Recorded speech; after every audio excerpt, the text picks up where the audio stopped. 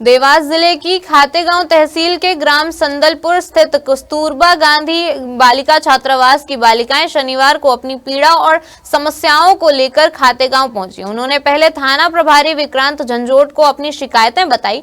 बच्चियां कलेक्टर के नाम का आवेदन लेकर थाने पहुंची थी। टीआई ने बच्चियों को एसडीएम ऑफिस जाने की सलाह दी थी और उस आवेदन को एसडीएम को व्हाट्सएप भी किया।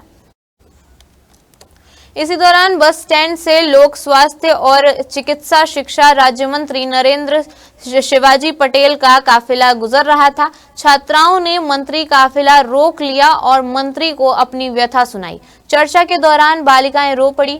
मंत्री पटेल ने उन्हें शांत कराया और अपनी गाड़ी और काफिले की अन्य गाड़ियों में बच्चियों को बैठाया और सीधे संदलपुर छात्रावास पहुंच गए। मंत्री ने हॉस्टल के सभी कमरों और रसोई का निरीक्षण किया।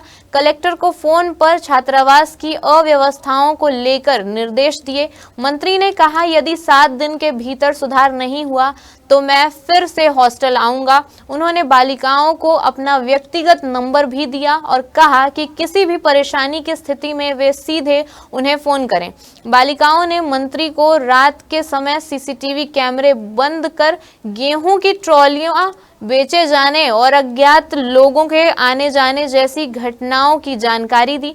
मंत्री ने कहा कि भोजन की गुणवत्ता घटिया स्तर की पाई गई है।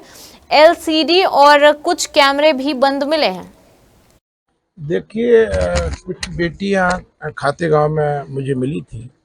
उन्होंने अपने कस्तूरबा गांधी छात्रावास की कुछ शिकायतें मुझे कही थी, तो मैंने वहीं से कलेक्टर साहब से संपर्क करने का प्रयास किया था, परंतु वो किसी बैठक इत्यादि में व्यस्त थे तो बातचीत नहीं हो पाई थी। तो मैंने बेटियों से स्वयं कहा कि मैं स्वयं चलता हूँ, मैं स्वयं देख के आता हूँ और मैं स्वयं यहाँ देखने आया हूँ। इस बीच में कलेक्टर साहब से भी संपर्क हो गया है। मैंने उनको निर्देश दिया है कि जो भी यहाँ की शिकायतें हैं उनका 7 दिन के अंदर निराकरण कर दें।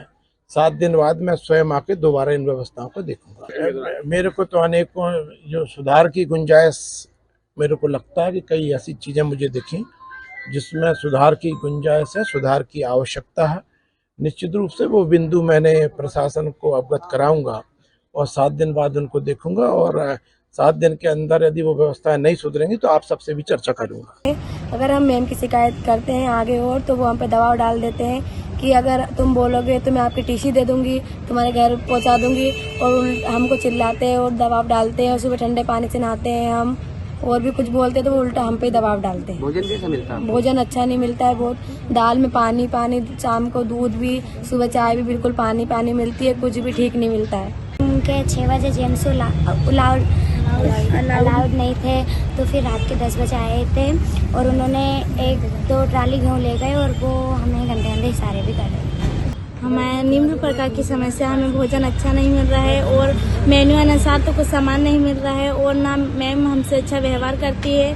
और एक बार ऐसा हुआ कि हमारी मैम ने गेहूँ से 1 ट्राली गेहूँ भिजवाए, पता नहीं कहाँ, और भरोसे सर बोलते हैं कि वो हमारे घर गए।